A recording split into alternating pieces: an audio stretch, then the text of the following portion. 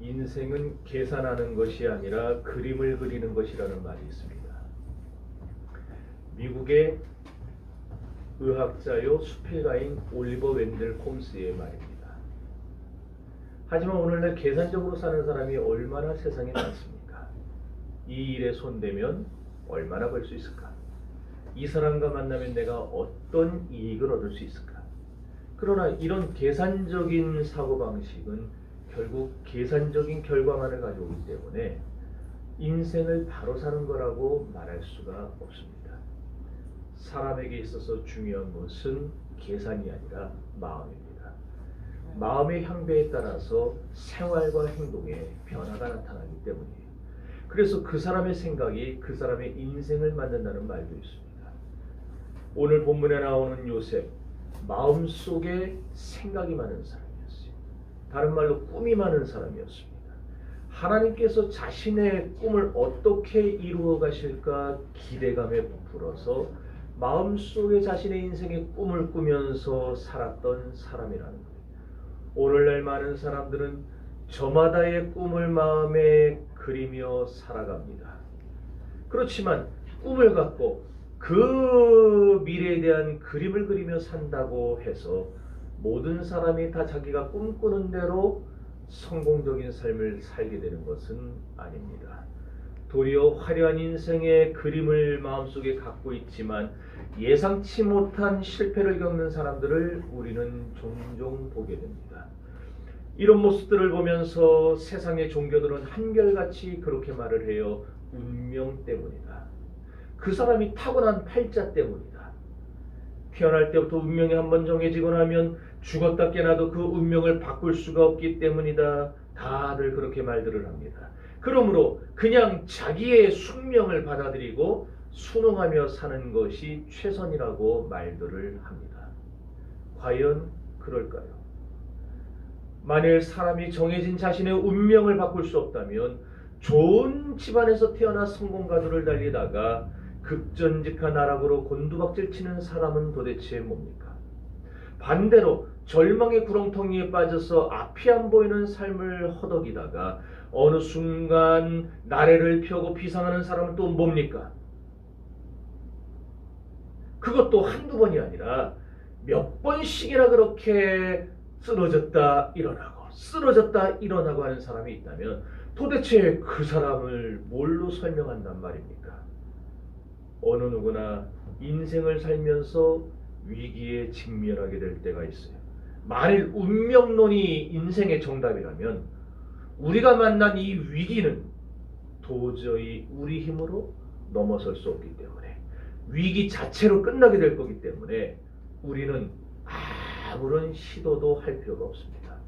그냥 끝끝내 절망적으로 살다가 절망적으로 인생을 마쳐야 됩니다. 그러나 앞서 말씀드린 것처럼 운명론이 아니라 사람이 그 위기를 어떻게 소화해 나가느냐에 따라 오히려 전화위복이 될 수 있다면 어떻겠습니까? 오늘 본문의 말씀은 요셉이라는 인물을 통해 인간 생활의 성패라는 것이 얼마든지 달라질 수 있다는 사실에 대하여 매우 중요한 교훈을 주고 있습니다. 그래서 존 호머 밀스는 삶이란 우리 인생 앞에 어떤 일이 생기느냐에 따라 결정되는 것이 아니고 우리가 어떤 태도를 취하느냐에 따라 결정된다 말했어요. 무슨 말인? 여러분이 어떤 일이 여러분 앞에 생기느냐가 여러분을 성공하게 하고 망하게 하는 게 아니라는 거예요. 어떤 태도를 취하느냐. 여러분이 문제를 만났을 때 어떤 태도를 취하고 성공을 만났을 때 어떤 태도를 취하고 그 태도를 취하는 여하에 따라서 여러분이 계속 성공하느냐 실패하느냐 그것이 결정된다는 거예요. 요셉은 야곱의 12아들 중 11번째로 태어났어요. 요즘이야 11번째 아들이든 첫째 아들이든 별 크게 다른 게 없어요. 유산을 상속받아도 거의 비슷하게 받더라고요.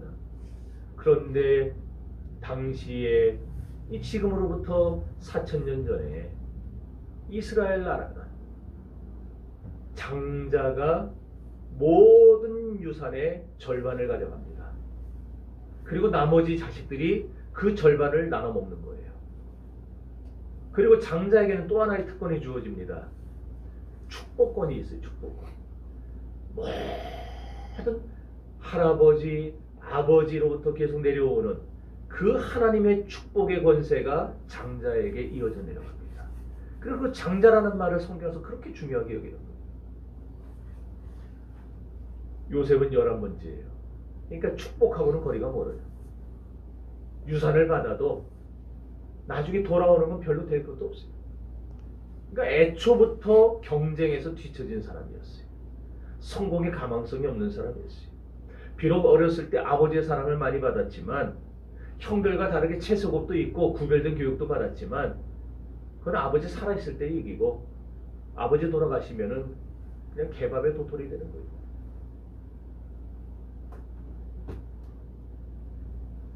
요셉은 게다가 17살 되던 해에 형들의 미움을 받아서 애굽의 노예로 팔려가게 됩니다. 요셉의 인생은 끝난 거와 다름없었어요. 어떻게 살아납니까? 어떻게 거기서 성공을 꿈꾸겠습니까? 아버지의 사랑을 독차지했던 요셉, 아무런 염려와 걱정 없이 부잣집 도련님처럼 살아왔던 요셉이었지만 하루아침에 노예로 전락했고 설상가상으로 죄도 짓지 않았는데 감옥에 갇히게 됩니다. 문제는 이런 불편부당한 일들이 우리 인생에서도 얼마든지 일어날 수 있다는 겁니다. 오늘 우리 교인들 중에도 혹시나 그런 분들이 있을 수 있어요. 잘못 하나를 했는데 억울한 일을 당합니다. 성실하게 살았는데 불이익을 당합니다. 그래서 전도서 기자는 이처럼 굴곡 많은 인생에 대해서 전도서 3장에서 이렇게 말씀합니다. 전도서 3장 2절에서 8절을 한번 우리 다 같이 찾아서 읽어봅시다. 전도서 3장 2절에서 8절입니다.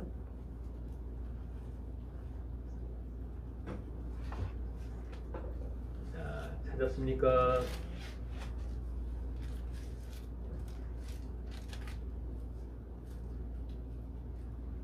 전도서가 어디 있는지 모르시는 분은 창세기 뒤에 보시면 돼요. 전도서 3장 2절에서 8절 다 찾았으면 우리 한번 다 같이 한 목소리로 읽읍시다. 시작.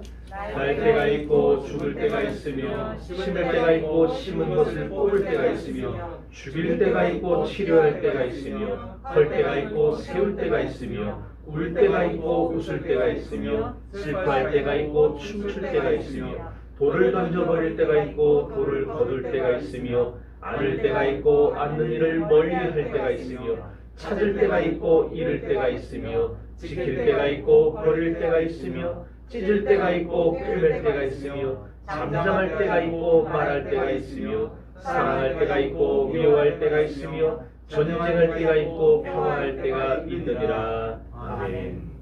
여러분, 한순간의 행복이 영원히 지속될 것처럼 생각이 됩니까? 착각입니다. 그러므로 언제 어느 때 내 인생에 불행의 광풍이 닥칠까 대비하며 사는 사람이 바르게 세상을 사는 사람입니다. 또 지금 당하는 슬픔과 낭망이 이것이 끝나지 않고 영원히 계속될 거라고 생각하는 사람이 있다면 그 사람도 착각입니다. 끝날 때가 있습니다. 거둘 때가 있으면 심을 때가 있고 앉는 일을 멀리할 때가 있으면 안을 때가 있고 꿰맬 때가 있으면 찢을 때가 있고 이와 같이 모든 것이 다 때가 있는 겁니다. 요셉의 삶을 보면 고난과 시련이 여러 가지 유형으로 찾아왔어요. 요셉은 혈육의 정조차도 개인의 이익 앞에서는 아무것도 소용이 없다는 사실을 뼈저리게 절감합니다. 그토록 한 아버지 밑에서 형제라고 생각했는데 자기는 형들을 형이라 생각하며 살아왔는데 그 형들이 자기를 팔아버렸어요. 성실하게 살았어도 충성하며 살았어도 보디발에게 정말 거짓 하나 없이 11년간 몸이 부서져라 봉사하고 충성했지만 그렇게 했어도 보상받지 못한다는 것을 뼈저리게 깨달았습니다. 깨끗하고 성결하게 살아도 억울한 일을 당할 수 있고 남들에게 아무리 은혜를 베풀어도 여전히 배신당할 수 있다는 사실을 깨달았어요. 요셉은 자기에게 닥쳐오는 이 시련들을 통해서 인생이 얼마나 풀어나가기 힘든 어려운 것인가를 깨닫게 되었던 겁니다. 하지만 요셉의 삶은 그대로 망하지 않았습니다. 그걸로 끝나지 않았어요. 어떻게 그런 일이 가능할 수 있었는가? 닥쳐온 시련과 환난을 도저히 풀어나갈 능력이 없던 요셉이었지만 그런 요셉의 인생이 어째서 실패와 좌절로 끝나지 않고 형통한 인생이 될 수 있었는가? 사실 요셉은 매우 성결했고 미래지향적인 장점이 많은 사람이었습니다. 그럼 그 장점이 그를 그렇게 성공하게 만들었고 형통하게 만들었는가? 아닙니다. 사실 요셉보다 더 좋은 장점이 많은 사람이 얼마나 많습니까? 이 세상에 요셉보다 더 훌륭한 사람이 얼마나 많습니까? 그런데 그 사람들은 왜 안 되고 그들보다 떨어지는 요셉은 되느냐 말입니다. 무슨 말입니까? 사람의 장점이 그 사람의 성패를 결정짓는 게 아니라는 거예요. 그렇다면 도대체 뭐가 요셉의 성공과 실패를 좌우했느냐 이 말입니다. 오늘 본문에 그 대답이 나와 있어요. 2절을 한번 다 같이 봅시다. 2절 창세기 39장 2절 읽습니다. 시작. 여호와께서 요셉과 함께 하심으로 그가 형통한 자가 되어 됐습니다. 3절 읽어보세요. 시작. 여호와께서 그와 함께 하심을 보며 또 여호와께서 그의 범사에 형통하게 하심을 보았더라. 21절. 자, 21절로 가보세요. 시작. 여호와께서 요셉과 함께 하시고 그에게 인자를 더하사 간수장에게 은혜를 받게 하시고 23절. 시작. 이는 그의 손에 맡긴 것을 무엇인지 살펴보지 아니하였으니 이는 여호와께서 요셉과 함께 하심이라 여호와께서 그를 범사에 형통하게 하셨더라. 아멘. 여러분, 장점이 성공을 가져오고 단점이 실패를 가져오는 게 아니라는 거예요. 요셉이 성공할 수 있었던 이유는 바로 하나님이 함께 하셨기 때문입니다. 그렇습니다. 성공은 하나님이 나와 함께 하시느냐 함께 하시지 않느냐에 달려있는 거예요. 2021년도에 여러분 성공하고 싶습니까? 여러분 모든 게 잘 되고 싶습니까? 그렇다면 우리와의 성공과 실패는 하나님이 나와 함께 하느냐 아니냐에 달려있다는 사실을 기억하시기 바랍니다. 그러므로 여러분이 제 아무리 아름다운 인생의 밑그림을 그리고 여러분의 미래의 그림을 꿈꾼다 할지라도 그 그림이 이루어질 수 있는 길은 하나님이 함께 하시는 것뿐이지 하나님이 나와 함께 하지 않으면 아무리 미래를 그려봐야 그 꿈은 헛된 꿈이 될 거라는 겁니다. 하나님이 우리 인생의 생사복을 주관하시는 능력의 하나님이라는 사실을 믿는다면 여러분 오늘 다른 것을 위해 기도할 것이 아니라 하나님 2021년도 나와 함께 하옵소서. 내 가족과 함께하고 내 남편, 내 아내, 내 자식들과 함께 해주셔서 하나님 우리의 모든 형편이 형통하게 해달라고 하나님 앞에 그렇게 기도할 수 있는 여러분 되시기를 바랍니다. 그래서 오늘 본문에 여호와께서 함께 하심으로라는 말이 그렇게 자주 나오는 거예요. 여러분 하나님은요 요셉의 생활에 일일이 간섭하시면서 요셉을 주목하여 보고 계셨어요. 이렇게 하나님이 요셉을 향해 하나님의 마음이 가 있었기에 요셉이 형통한 사람이 될 수 있었던 겁니다. 2절에 형통한 자가 되어 그랬는데 이 형통한 자라는 말이 뭐냐? 성공한 사람이라는 말이에요. 성공한 사람. 그러니까 요셉이 성공한 사람이 됐다 그 말이에요. 근데 요셉이 어떻게 성공한 사람이 됐느냐? 하나님이 함께할 때 성공한 사람이 됐다는 겁니다. 여러분 2차 대전이 한창이던 1942년 파리올림픽이 다가오면서 영국 사람들은 과연 누가 100m 달리기에서 우리 조국에 금메달을 가져다 줄 것인가? 관심이 거기다 모여졌어요. 예선 결과 에릭 리들이라는 사람이 금메달 유망주로 떠올랐습니다. 그런데 에릭은 자신의 주종목인 100m 예선 경기가 공교롭게도 주일날 잡혔다는 통보를 받습니다. 그 소식을 듣자마자 에릭은 조금도 망설이지 않고 100m 출전을 포기해버립니다. 주일 성수를 어길 수 없다는 믿음 때문이었습니다. 이 소식이 전해지니까 영국 육상연맹이 발칵 뒤집혔어요.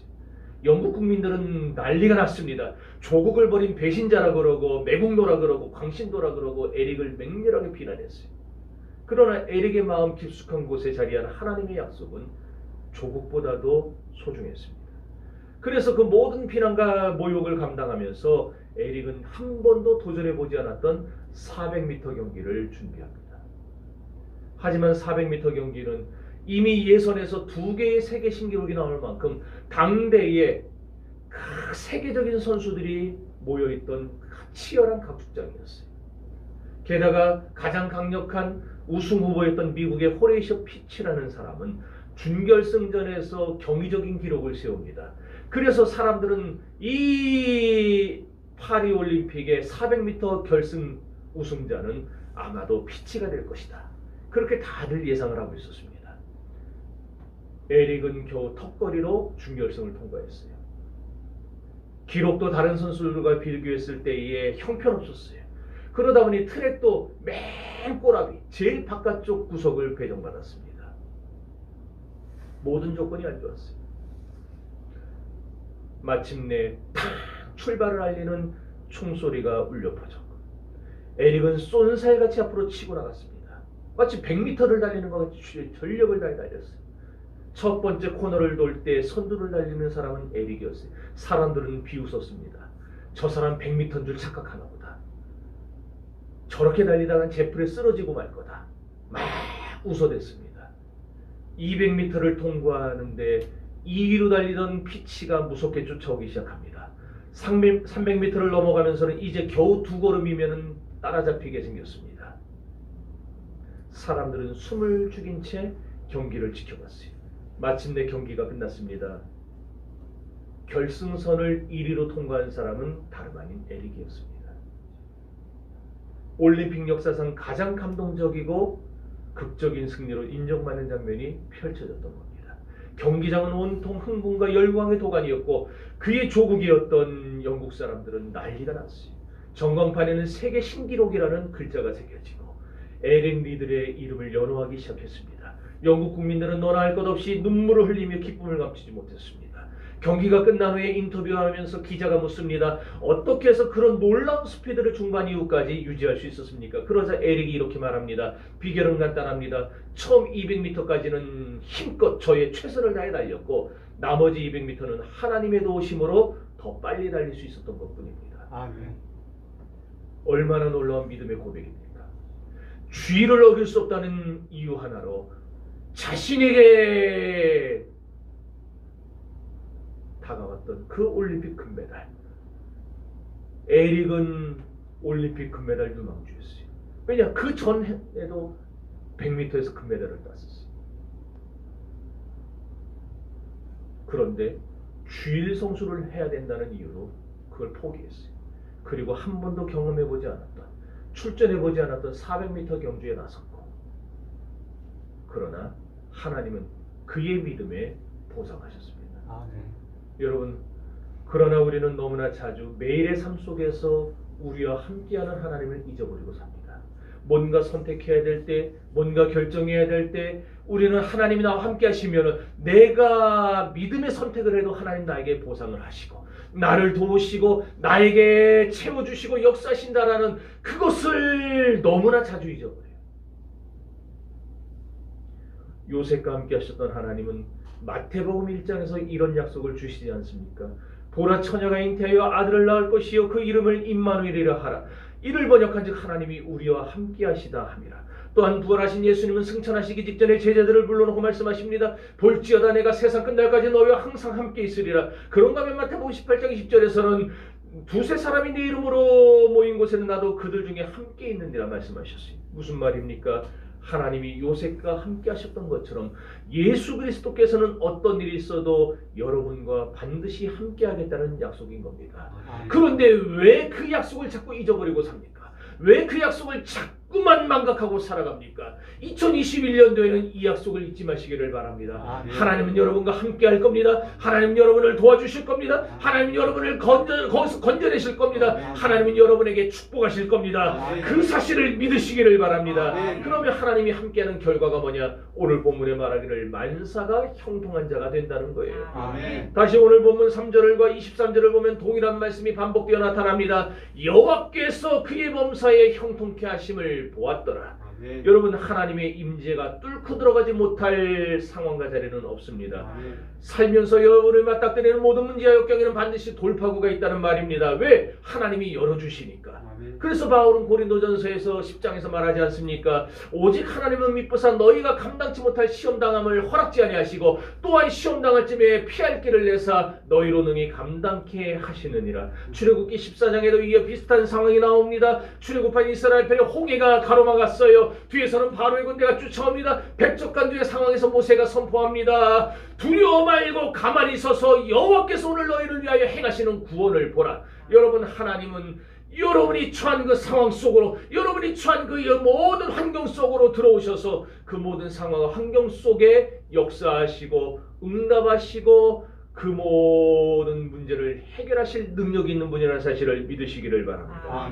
2021년도 하나님이 여러분과 함께 하실 때에 여러분의 눈앞에 당면한 위기는 인생의 끝이 아닙니다. 오히려 기회입니다. 요셉은 노예로 전락했지만 또 죄인으로 전락했지만 하나님이 나와 함께 한다는 사실을 깨닫고 자유함을 얻었습니다. 그리고 그 믿음으로 인하여 끝내는 애굽의 총리대신의 자리까지 올랐습니다. 위기가 닥치면 닥칠수록 요셉은 역동적이 되었어요. 위기가 닥칠수록 요셉은 하나님이 나를 건져내실 거라는 사실을 믿었어요. 비록 현실은 똑같았고 환경은 열리지 않았지만 그러나 하나님은 그의 믿음을 보시고 결국에는 그 믿음대로 되게 하셨습니다. 올 2021년도에 여러분이 1월달 이제 3일이지만 아직 뭐가 바뀌지도 않고 뭐가 열리지도 않은 상황 그대로일 수도 있습니다. 그러나 여러분이 인생의 난관과 역경을 하나님이 이끌어 가신다는 사실을 믿고 하나님이 나를 이 상황 속에서 성공의 길로 이끌어 가신다는 사실을 믿으면 하나님은 그 믿음대로 역사하실 것입니다. 그러므로 가장 시급하고 중요한 문제는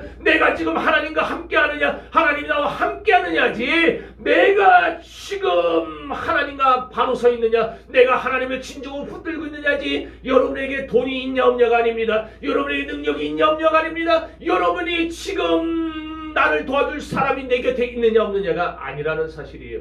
여러분, 2021년도 한 해에 하나님이 여러분과 함께 하시기를 바랍니다. 하나님이 여러분과 함께 하셔서 여러분을 이 위기 속에서 건져내시기를 바랍니다. 하나님이 여러분과 함께 하셔서 여러분을 성공의 길로 이끄시기를 바랍니다. 그래서 형통한 인생이 되기를 주의 이름으로 축원합니다. 하나님의 기막힌 은혜가 여러분과 함께하는 이 2021년도가 되기를 축복합니다. 그러므로 우리가 세상 끝날까지 나와 함께하겠다는 이 임마누엘의 약속이야말로 내가 받을 수 있는 가장 큰 축복이라는 사실을 잊지 마시기를 바랍니다.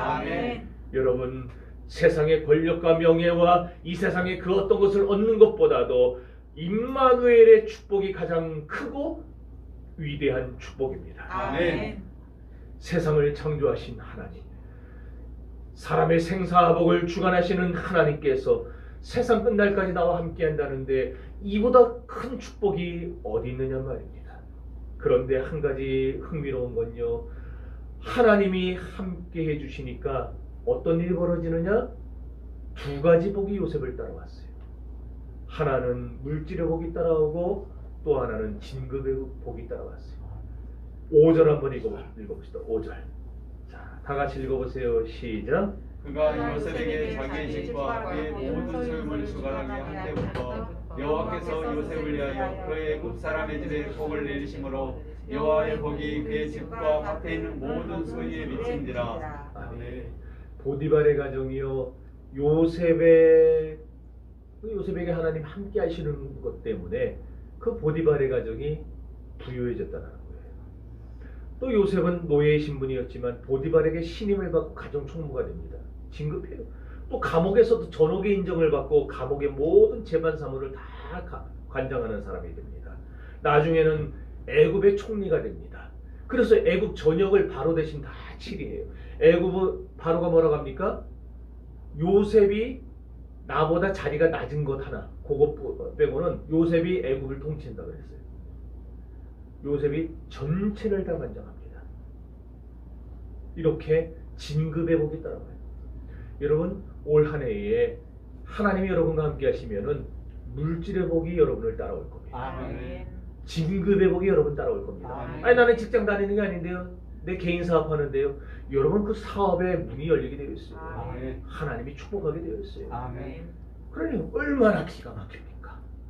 하나님이 나와 함께 하시니까 다 따라와. 아멘. 그러니 부자냐 가난하냐 그거 따지지 마세요. 건강하냐 병약하냐 따지지 마세요. 그런 거 따지지 말고 그저 하나님이 나와 함께 주시기만을 바라세요. 아멘. 그러면은 하나님이 알아서 주시는 거예요. 알아서. 아멘. 이런 사람이 멋진 사람입니다. 이런 사람이. 하나님이 딱 보고 계시다가 그래 내가 홍장로에게 내가 이것 줘야지. 그러고 이런 사람이 멋진 사람이에요. 아멘. 아멘 좀 크게 하세요. 아멘. 그래. 이런 사람. 이 모든 것이요 요셉과 함께 하시는 하나님께서 요셉을 생각하니까 그렇게 되는 거예요. 아멘.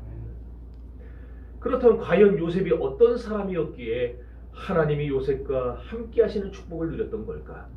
요셉은 하나님을 의식하며 살던 사람이었습니다. 무슨 말이냐? 깨끗하게 살았다는 거예요. 깨끗하게. 여러분 하나님이 함께하는 사람, 형통하는 사람은 어떤 사람이냐? 깨끗한 사람입니다. 깨끗하게 살 때 형통하게 되고 깨끗하게 살 때 성공한다는 거예요. 아멘. 그럼 오늘 본문 7절에서 12절 사이를 보면 요셉이 얼마나 깨끗한 사람이었는가 알 수 있는데 뭐에 깨끗했느냐? 네 가지에 깨끗했어요. 첫째는 생각이 깨끗했어요. 둘째는 말이 깨끗했습니다. 셋째는 윤리적으로 깨끗했고 넷째는 물질 생활에 깨끗했어요. 요셉은요 7년 풍년이 올 때에 애굽의 모든 돈을 좌지우지할 수 있는 위치에 있었어요. 보디발의 집안 제사만 사물을 감정할 때도 얼마나 거기에 막 넘쳐났겠어요. 애굽 2인자의 그 집안을 다스리는데 얼마든지 삥땅 칠 수 있었어요. 얼마든지 싹 입맛 복해할 수 있었어요. 그런데 요셉은 깨끗했어요. 물질에.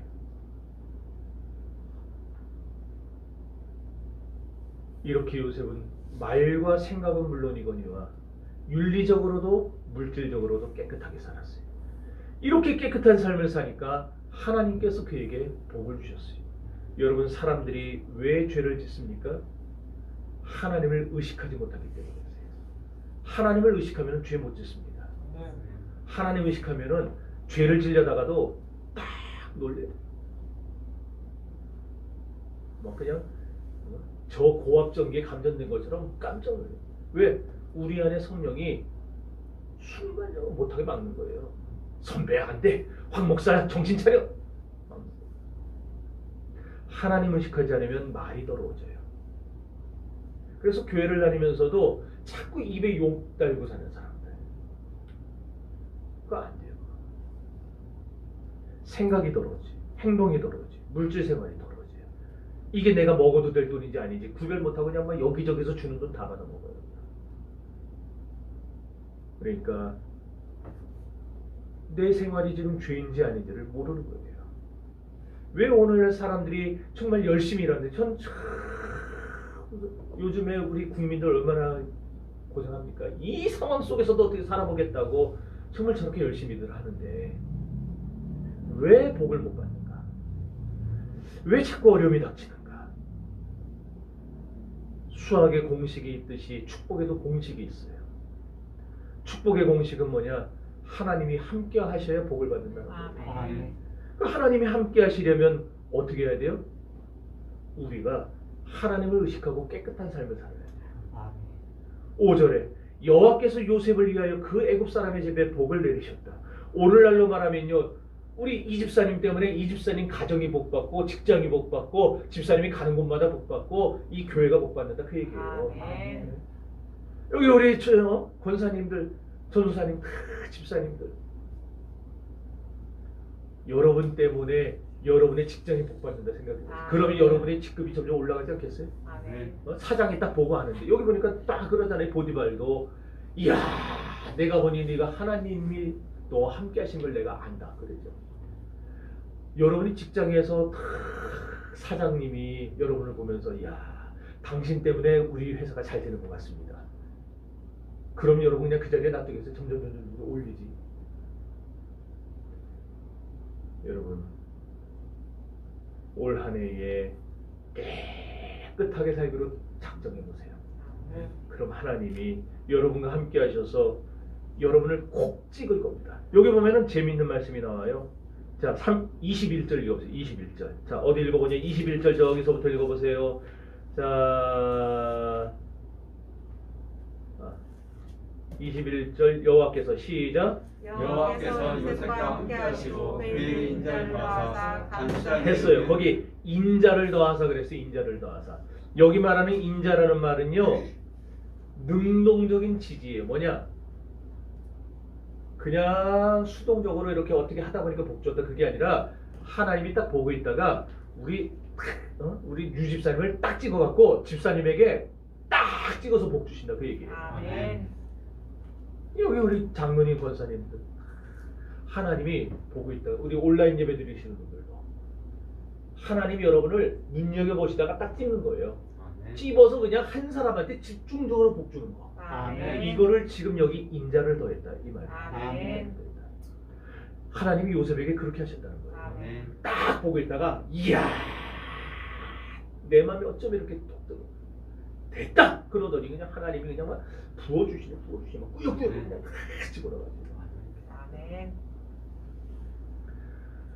여러분 올 한 해에 이렇게 깨끗하게 살기로 작정하면 하나님이 여러분의 생활 속에 요셉처럼 콕 찍어서 복을 주실 줄로 믿습니다. 아멘. 디모데후서 2장 22절을 보면은 너는 청년의 정욕을 피하라 그랬어요. 피하라. 여기 피하라. 적극적으로 피하라. 적극적으로 피하라. 여러분 우리의 깨끗한 삶을 유지하는 데 방해가 되는 것들 피해야 됩니다. 여러분 깨끗한 신앙생활 하는데 방해가 되는 것들 피해야 돼요. 여러분 술자리도 피하고 세상자리 피하고 욕하는 자리 피하고 그런 자리 다 피해야 돼요. 그래야 깨끗함을 우리가 유지할 수 있어요. 그 다음에 계속해서 보면은 의와 화평과 믿음과 사랑을 추구하라 했어요. 이게 무슨 말이냐? 은혜의 자리로 들어가라 그 말이에요. 은혜의 자리로 들어가라. 여러분 피했으면 피한물을 꺼내지 말고 그 다음 단계가 필요해요. 뭐예요? 은혜 받는 자리로 와야 된다는 거예요. 그래서 지금 우리가 어쩔 수 없이 이렇게 온라인 예배하고 있지만 온라인 예배 드리시는 분들 옷 제대로 잘 입었어요? 네? 근데 지금 누워서 예배 드리는 분들 하여간에 진짜 빨랑 끝나야지 이게. 그래 예배가 중요한 거예요. 그래서 우리가 피한 다음에 은혜 받는 자리로 와야 돼요. 아멘. 그러면 하나님이 우리 마음에 은혜 주셔서 깨끗하게 살 수 있도록 하나님 의식하며 살 수 있도록 우리를 딱 붙잡아 주시는 거예요. 아멘. 하나님이 이렇게 하나님 의식하며 사는 성도를 딱 뽑아서 축복하신다는 겁니다. 아멘. 하나님 의식할 때 요셉 보세요. 죄와 유혹에 대해서 노라고 말하지 않습니까? 단호하게 노라 말해요. 여러분 하나님이 함께하면 이렇게 달라집니다. 아멘. 죄를 미워하고 자신을 깨끗하게 지키며 살게 됩니다. 하나님 의식하며 하나님을 기쁘시게 하며 살게 됩니다. 하나님 의식할 때 유혹을 이길 수 있습니다. 하나님은 능력의 하나님이시기 때문입니다. 능력의 하나님이 요셉에게 죄를 이길 능력을 주셨어요. 우리 역시 하나님의 능력으로 모든 죄와 불의로부터 깨끗해질 수 있습니다. 하나님이 함께 하시면 저와 여러분도 변화가 될 수 있습니다. 아멘. 그러므로 사랑하는 여러분, 올 2021년도 한 해에 여러분이 어떤 일을 만나든지 간에 어떤 문제를 만나든지 간에 문제 앞에 넘어지지 마시고 하나님 나와 함께 해달라고 기도하시고 하나님이 나에게 함께 하시고 능력 주실 수 있도록 여러분 깨끗한 삶을 사시기를 바랍니다. 아멘. 그럼 하나님이 여러분에게 역사하실 줄로 믿습니다. 아멘. 그래서 여러분의 가정과 생업이 하나님의 축복으로 충만해지기를 하나님이 쏟아부어주는 놀라운 역사가 있기를 주님의 이름으로 축원합니다. 아멘. 이제 우리 다 같이 두 손 높이 들고 큰 목소리로 한번 통성 기도합시다.